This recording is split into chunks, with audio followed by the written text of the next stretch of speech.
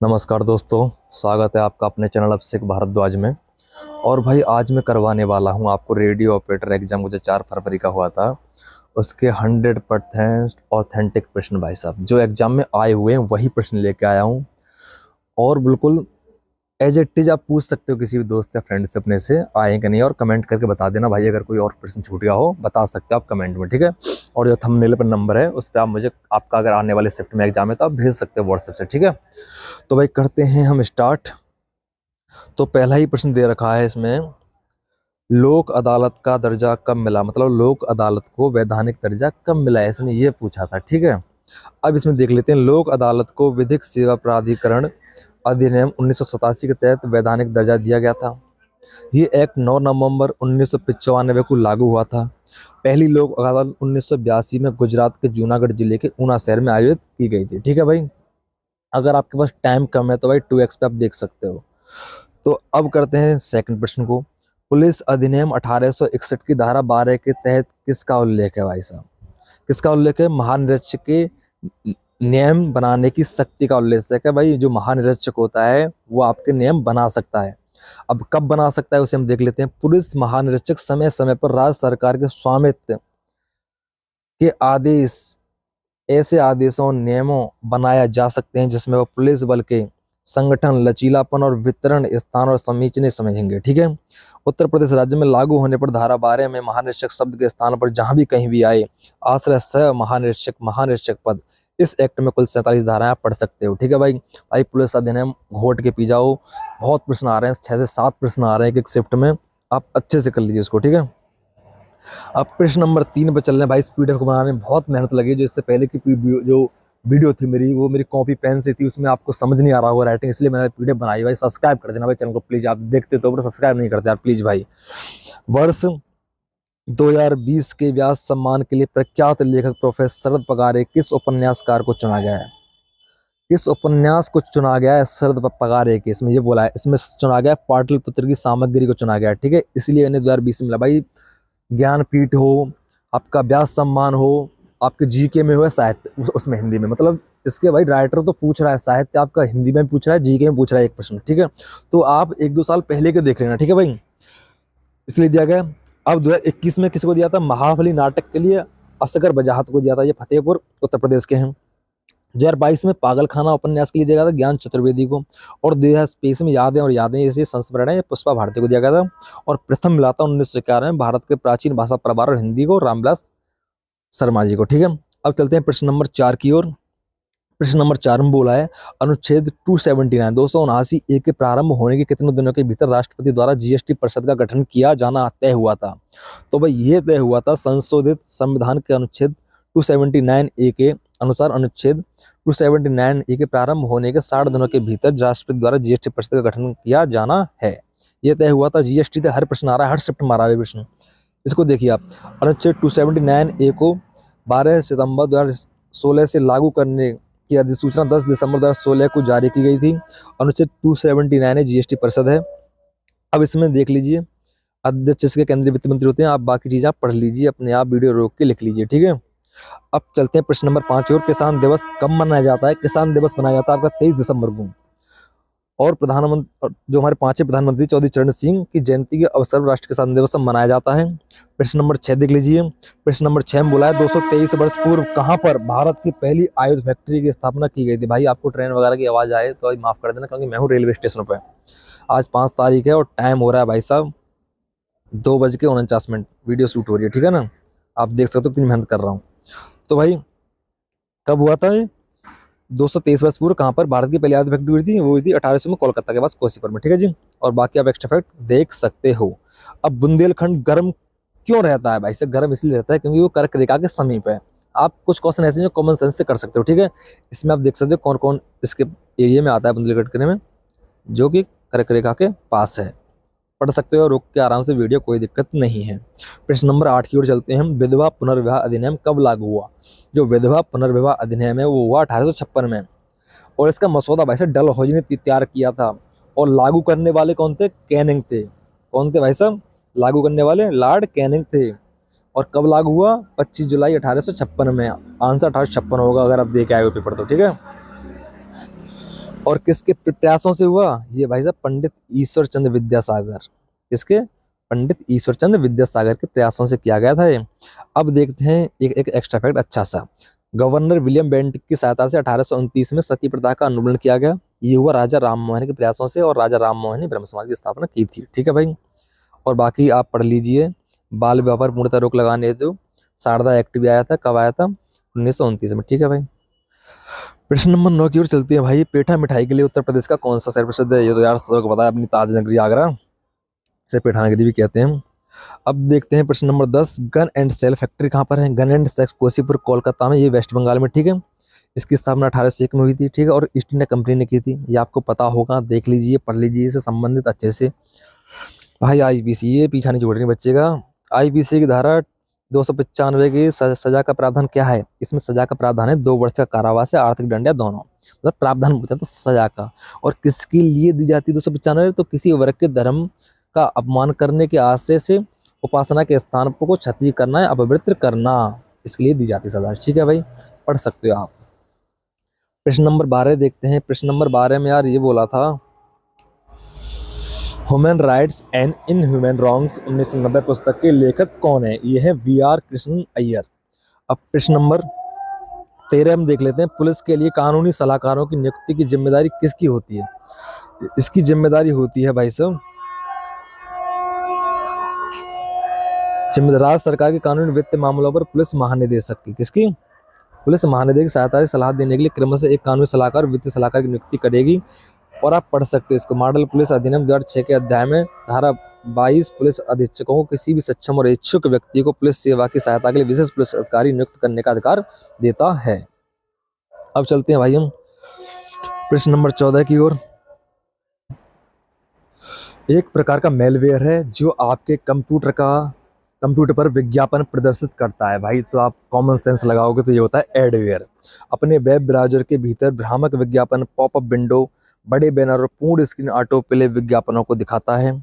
Adware अनुमति के बिना ब्राउजिंग डेटा इकट्ठा करता है और इसका उपयोग विज्ञापन की सेवा के लिए करता है। ठीक है जी, ये आपने देख लिया। अब प्रश्न नंबर 15 की ओर चलते हैं। प्रश्न नंबर 15 में क्या बोला? पुलिस की वह इकाई जिसमें महिलाओं के मुद्दों के संबंध में जनता को विश्वास दिलाने हेतु कार्य किया जाता है।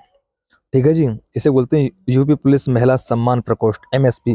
राज्य में महिलाओं और बच्चों की सुरक्षा, सम्मान और सशक्तिकरण के लिए समर्पित पुलिस विभाग की एक इकाई है। ठीक है जी। एमएसपी की पुलिस और नागरिक समाज के भीतर एक पुल बनाने की, महिलाओं और बच्चों के मुद्दों के संबंध में पुलिस में जनता का विश्वास बढ़ाने का काम सौंपा गया है। ठीक है भाई। प्रश्न नंबर 16 देखते हैं। प्रश्न नंबर 16 में क्या गया है? अग्निशमन विभाग किस मंत्रालय के अंतर्गत आता है? भाई साहब ये क्वेश्चन बहुत, कितने अच्छे अच्छे प्रश्न आ रहे हैं। आपको भाई जानकारी होनी चाहिए हर एक डिपार्टमेंट की। वो आपको डिपार्टमेंट के बारे में जानकारी दिलवाने के लिए एग्जामिनर आपके मूड में है। ठीक है, उसकी नब्ज समझिए एग्जाम में क्या पूछना चाह रहा है आपसे। तो गृह मंत्रालय के संबंध अंतर्गत आता है। प्रश्न नंबर 17 को हम देख लेते हैं एक बार। प्रश्न नंबर 17 में आपको बोला है दहेज निषेध कानून के तहत कितने दहेज निषेध अधिकार नियुक्त कर सकते हैं? कितने दहेज निषेध अधिकारी नियुक्त कर सकते हैं? राज्य सरकार जितने उचित समझेंगे उतने दहेज निषेध अधिकारियों की नियुक्ति कर सकती है। भाई साहब क्या पूछा? कितने नियुक्त कर सकते हैं? क्या यार, धारा 8B के तहत दहेज निषेध अधिकारी की नियुक्ति की जा सकती है। अब धारा पूछ ले इसके तहत करते हैं तो 8B। भाई दहेज जो, तो प्रत्येक शिफ्ट में दहेज का क्वेश्चन तो आ रहा है। क्या सजा है, क्या हुआ है, किसी में सजा पूछता है, किसी में कुछ पूछता है। तो आप इसको अच्छे से पढ़ लीजिए भाई दहेज वाले को। ठीक है ना, क्योंकि इसके केस पुलिस वालों के पास बहुत आते हैं, तो इसलिए इसकी जुगाड़ आपको जानकारी होनी चाहिए अच्छे से। ठीक है, तो अब देख लेते हैं इसके बारे में थोड़ा सा। दहेज निषेध अधिनियम 1961 के अनुसार दहेज लेने या देने या इसके लेने देने में सहयोग करने पर 5 वर्ष की कैद और 15,000 रुपये के जुर्माने का प्रावधान है। तो भी दहेज दिया जा रहा है भारत में। धारा 498 ये दहेज के लिए उत्पीड़न करने पर पति और उसके रिश्तेदारों द्वारा संपत्ति अथवा किसी कीमती वस्तुओं के लिए अवैधानिक मांग के मामले संबंधित है के अंतर्गत 3 साल की कैद और जुर्माना हो सकता है। अब एक पॉइंट ये प्रश्न आया था, धारा 304B में किसी लड़की के विवाह के 7 साल के भीतर असामान्य परिस्थितियों में मौत होती है और यह साबित कर दिया जाता है कि मौत से पहले दहेज के लिए प्रताड़ित किया जाता था तो भारतीय दंड संहिता के अंतर्गत लड़की के पति और रिश्तेदारों को कम से कम 7 वर्ष से लेकर आजीवन कारावास की सजा हो सकती है भाई साहब। ठीक है जी, सावधान हो जाओ। अब प्रश्न नंबर 18 देखते हैं। भाभा परमाणु अनुसंधान केंद्र CIRU से रिएक्टर का क्या उपयोग है? इसका उपयोग क्या है भाई साहब? इसमें उपयोग पूछा है, जिसे बोलते हैं साइरस। मुंबई स्थित भाभा परमाणु अनुसंधान केंद्र में बना एक अनुसंधान रिएक्टर है।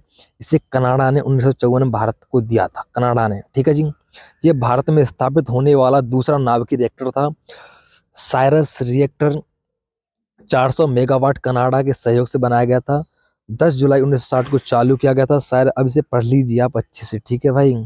और इसे 2010 में बंद कर दिया गया स्थायी रूप से, ठीक है। पढ़ लीजिए आप भाई, इतना टाइम नहीं है भाई। और 2x में देख लीजिए, 1.5 में किसी स्पीड में देखिए, पर देख के जाइए। एक्स्ट्रा फैक्ट से आपको क्वेश्चन मिलने वाले हैं, और इसमें रेडियो ऑपरेटर में नहीं, यूपी पुलिस में भी। आप लिख लेना, नोट कर लेना कहीं चीज़ों को। अब 19 प्रश्न नंबर की ओर चलते हैं। 19 में क्या लिखा है? उत्तर प्रदेश पुलिस देश की कौन सी पुलिस है जिसे सम्मान पहली बार मिला है? भाई साहब, ये मिला है सम्मान पहली बार, उत्तर प्रदेश पुलिस है जिसे सम्मान पहली बार मिला था। तो इस सम्मान का क्या नाम है? प्रेसिडेंट्स कलर अवार्ड, जिसे 23 नवंबर 1952 को यूपी पुलिस को दिया गया था। ठीक है, प्रश्न नंबर 20 को देख लेते हैं। प्रश्न नंबर 20 में क्या है? अल्पसंख्यकों के लिए सीखो एवं कमाओ योजना। अब ये क्या है सीखो एवं कमाओ योजना? ये कब हुई लागू? 2013-14 में सरकार द्वारा लागू की गई। और इसका उद्देश्य क्या है? अल्पसंख्यकों वर्ग लोगों को कौशल प्रशिक्षण एवं रोजगार उपलब्ध कराना। आप उद्देश्य देख लीजिए अच्छे से, ये लिख रहा है। ठीक है जी, उसके बाद हम ये आपकी जीके खत्म हो गई भाई साहब। यार आपकी टाइम की वजह से थोड़ा जल्दी जल्दी करवा रहा हूँ भाई, आपका टाइम वेस्ट ना हो। इसकी PDF में दे दूंगा आपको, पहले अच्छे से पढ़ लो, लिख लो, जैसे करना है वो कर लो भाई। अब चलते हैं हम साइंस की ओर। साइंस में क्या पूछा गया? फिजिक्स ही चल रही है भैया साइंस में तो। अब 1000 वाट का हीटर 20 दिन तक प्रतिदिन 5 घंटे के लिए चलाया जाता तो कितने यूनिट बिजली खपत होगी? भैया सीधा एक इतना है, 1 किलोवाट गुणा 20 गुणा 5, कितने किलोवाट आ गए? 10 किलोवाट आवर आ गया। कितने? 100 आ गया, 100, सॉरी 100 आ गया, 100 यूनिट हो गई भैया। एक यूनिट क्या बनती है? 1 किलोवाट। ठीक है, अगर हम 1 घंटे के लिए चलाते हैं तो भाई साहब 1 यूनिट बनता है। ठीक है जी, इसमें 20 दिन के लिए चलाया, 5 घंटे रोज, तो 100 यूनिट बन चुके हैं आपके। ठीक है, ये आप देख लीजिए। अब चलते हैं नीचे प्रश्न नंबर 22 की ओर। प्रश्न नंबर 22 में क्या दिया है? विद्युत विद्युत ध्रुवित का निर्माण कैसे करता है? ये ध्रुवित बोला है, ध्रुवित का निर्माण कैसे होता है? विद्युत ध्रुवित का निर्माण कैसे होता है? जब समान परिणाम और विपरीत चिन्हों के दो आवेश एक दूसरे से बहुत कम दूरी पर हों तो विद्युत ध्रुवण बोला था क्या? ऐसे कुछ लिखा हुआ था, विद्युत ध्रुवण बताया था उसने। क्या बताया था? इसका निर्माण कैसे होता है? आप देख लीजिए भाई। मैंने क्योंकि पढ़ना छोड़ दिया है साइंस का अच्छे से, बहुत टाइम होगा, 2017 से इंटर की थी, उसके बाद नहीं पढ़ी भाई। आप देख लीजिए भाई, ठीक है, देख लीजिए आप एक बार अच्छे से, इसके बारे में जानकारी लगा दी थी, आप पढ़ लीजिए इसे एक बार। ठीक है, प्रश्न नंबर 23 की ओर चलते हैं। प्रश्न नंबर 23 में दे रखा है, दो आवेशों के बीच बल है कितना? 380 न्यूटन। यदि उनके बीच की दूरी दुगनी कर दी जाए तो बल कितना होगा? अगर बीच की दूरी दुगनी कर दी जाए तो बल होगा 95 मीटर। ये फॉर्मूला से आया है, ठीक है, ये वाला। ठीक है, आप पढ़ लीजिए एक्स्ट्रा फैक्ट। अब देखते हैं इस वाले को, परावैद्युत पदार्थ क्या है, जिसे डायरेक्टर बोलते हैं, ये वैसे इंसुलेटर होते हैं। आप ये एक्स्ट्रा फैक्ट आप पढ़ लीजिए भाई साहब अच्छे से, ठीक है। अब प्रश्न नंबर 25 पर चलते हैं। समवृत्त पृष्ठ से उत्पन्न चुंबकीय फ्लक्स का मान शून्य कब होता है? इसका मान शून्य होता है। चुंबक के लिए गॉस का नियम, किसी बंद सतह पर चुंबकीय क्षेत्र का शुद्ध चुंबकीय प्रभाव हमेशा शून्य होना चाहिए।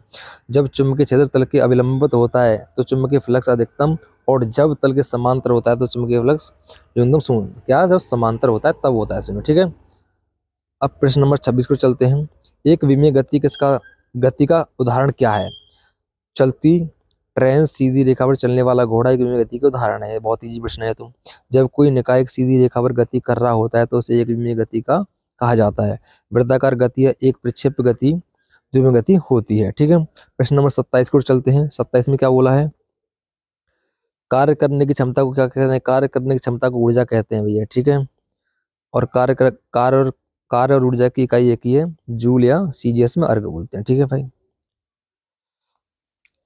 किसकी तरंगदैर्घ्य सबसे कम होती है? गामा किरणों की तरंगदैर्घ्य सबसे कम होती है। ठीक है, आप देख सकते हो इनका क्रम।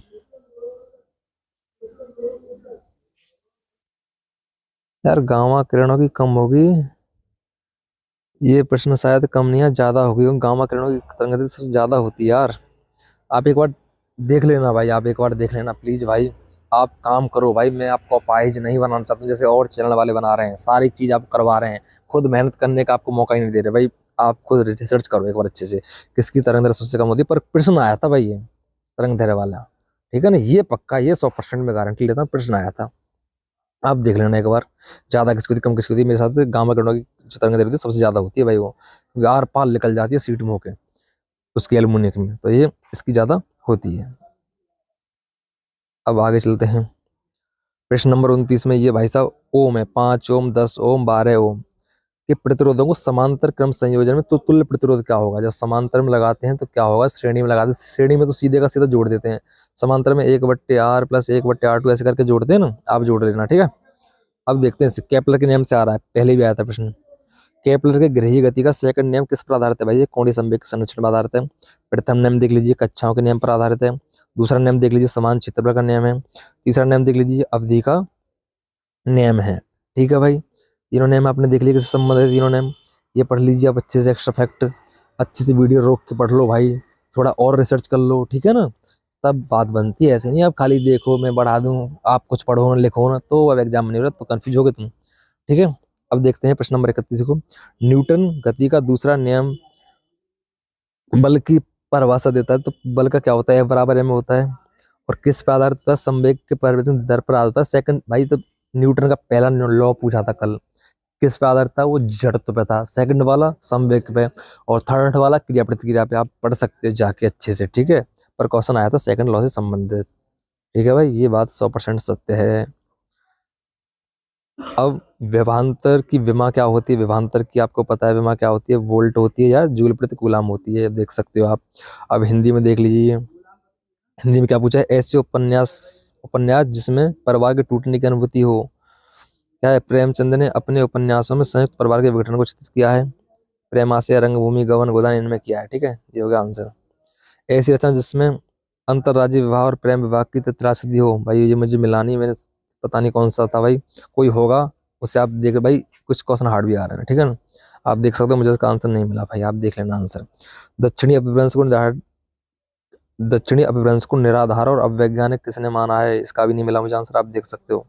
ठीक है भाई, कुछ क्वेश्चन ऐसे भी नहीं रहे। ऐसे छंद और अलंकार के ऐसे ऐसे क्वेश्चन आ रहे हैं, अलंकार के जो जो अर्थ अलंकार है, मतलब जो नॉर्मल अर्थ अलंकार होते हैं उससे हटके ऐसा पूछ रहा है भाई, जो पढ़ा ही नहीं हो कभी किताबों में है ही नहीं, क्योंकि उसके 100 से ज्यादा टाइप होते हैं अर्थ अलंकार के। ठीक है, कुछ क्वेश्चन दे रहा है भाई वो। अब इसमें 5 नंबर देख लेते हैं। ढाल का पर्यायवाची शब्द क्या है? ढाल का पर्यायवाची शब्द भैया बचाव, सुरक्षा, संरक्षण है। ठीक है, ये देख लीजिए। रस दशा हृदय की मुक्त ही है, किसने कहा था ये? रस दशा हृदय की मुक्तावस्था ही है, ये कहा था आचार्य रामचंद्र शुक्ल ने। ठीक है, और भाई बाकी प्रश्नों की पीडीएफ मैं आपको दे दूंगा, जो हिंदी के बाकी प्रश्न हैं इसमें ऐड करके जोड़ के भाई, ठीक है ना, अच्छे दे दूंगा। क्योंकि इस पीडीएफ को बनाने में यार बस बहुत टाइम लग गया, इस पीडीएफ को बनाने में भाई बहुत मेहनत लगी है भाई। प्लीज आप सब्सक्राइब कर दिया करो चैनल को यार, ऐसे मत करो भाई दोस्तों, यार सपोर्ट करो, तभी कुछ बात बन सकती है आगे के लिए, ठीक है ना। और बताता हूँ अब आपको मेथड रीजनिंग का क्या आ रहा है। भाई बच्चों से मैंने पूछा था भाई आपने मॉक किसके दिए हैं? बच्चों ने कहा भाई रोजगार के भी दिए हैं, टेक्स्ट बुक के भी दिए हैं। तो मैंने पूछा भाई रोजगार और टेक्स्ट बुक के आपने मॉक तो दिए हैं, उसके अकॉर्डिंग कैसा था मैथ रीजनिंग, कैसे क्वेश्चन आ रहे हैं, क्या है, क्या चक्कर चल रहा है मैथ रीजनिंग में? भाई मैथ में किसी शिफ्ट में तो 2D 3D का आ जा रहा है, वरना 2D 3D भी नहीं आ रही। सिंपल आपका बस SI का, SI नहीं, SI नहीं, CI का एक क्वेश्चन आ रहा है जो कैलकुलेटर पे थोड़ा बहुत, वो कैलकुलेटर होता ही है भाई, उसमें तो करनी पड़ती है कैलकुलेशन, वो थोड़ा हार्ड आ रहा है, वरना सब क्वेश्चन ईजी आ रहे हैं भैया। पहले पहले टाइप लगा लोगे ना किसी बुक से आप, पहला टाइप जो होते हैं पहले टाइप के क्वेश्चन, उनसे आगे कवर हो जाएंगे। और रीजनिंग भी ईजी आ रही है भाई, किसी किसी में रैंकिंग ऑर्डर हार्ड कर दे रहा है, और किसी में जो काउंटिंग फिगर के आते हैं, आकृति गणना वगैरह होते हैं, त्रिभुज की गिन रहा हूँ कितने त्रिभुज बन रहे हैं, वो थोड़ा हार्ड कर रहा है, उसमें थोड़ा टाइम लग रहा है आपको, ठीक है ना। बाकी सब नॉर्मल आ रहा है भाई, अच्छे से चिल होकर पेपर दो, कोई दिक्कत नहीं है। और मैं इसलिए कह रहा हूँ क्योंकि भाई इसका सिलेबस, यूपी रेडियो ऑपरेटर का और यूपी कांस्टेबल का सिलेबस देखो आप जाके ऑफिशियल साइड में नोटिफिकेशन के द्वारा से, एज इट इज दे रखा है, as it is copy paste कर रखा है, सामान्य ज्ञान तो बिल्कुल कॉपी पेस्ट है भाई, बिल्कुल एक अच्छा अलग नहीं है। बस साइंस को छोड़ के, साइंस में आ रही है अलग 20-25 क्वेश्चन, और जो 20-25 क्वेश्चन जो सामान्य ज्ञान के जो आ रहे हैं भाई साहब, वो इसी पैटर्न पे आएगा यूपी कांस्टेबल में, आप देख लेना आप, ठीक है ना। और इसी पैटर्न पे आपका मैथ रीजनिंग आएगा, इसलिए सेम सिलेबस दे रखा है, बस नंबर ऑफ क्वेश्चन का फर्क पड़ जाएगा और किसी का फर्क नहीं पड़ेगा। तो भाई अच्छे से आप पढ़ो, मेहनत करो, लिख लिख के याद करो, खाली वीडियो देखने से कुछ होने वाला नहीं है आपका। आप वीडियो के साथ लिखो, आप अपनी पांचों इंद्रियों का इस्तेमाल करो, हाथ का इस्तेमाल करो, आंखों का, कानों का, तब जाके बात बनेगी भाई, ठीक है ना। ऐसे नहीं बनती बात, खाली वीडियो देखने से बात बनने लगी तो बहुतों के सिलेक्शन हो गए होते, 80-80 हज़ार, 1-1 लाख लोग वीडियो पर देख रहे हैं, कुछ नहीं होने वाला भाई, ठीक है ना। उनका जो मेहनत करेगा, घिसेगा कलम कॉपी, घिसेगा पेन, घिसेगा, उसका ही सिलेक्शन होगा इस बार, ठीक है ना। मेहनत तो रगड़ के करनी पड़ेगी आपको, बिना रगड़े तो भाई बात नहीं बनने वाली मेरे दोस्त। तो लेते हैं अब विदा आपसे, क्योंकि टाइम हो गया भैया, 3 बज गए, सुबह के 5 फरवरी हो गई है, मॉर्निंग के 3। इस वीडियो को अभी अपलोड कर दूंगा मैं, रात में अभी कर दूंगा, 4 बजे तक हो जाएगी अपलोड। और आप देखना और लाइक करना। इसकी पीडीएफ मेरे पास मैसेज कर सकते हो, मैंने व्हाट्सएप नंबर दे रखा है, एंड टेलीग्राम ग्रुप लिंक में डाल दूंगा, मैं उसमें डाल दूंगा, कोई दिक्कत नहीं आप, ठीक है भाई, धन्यवाद।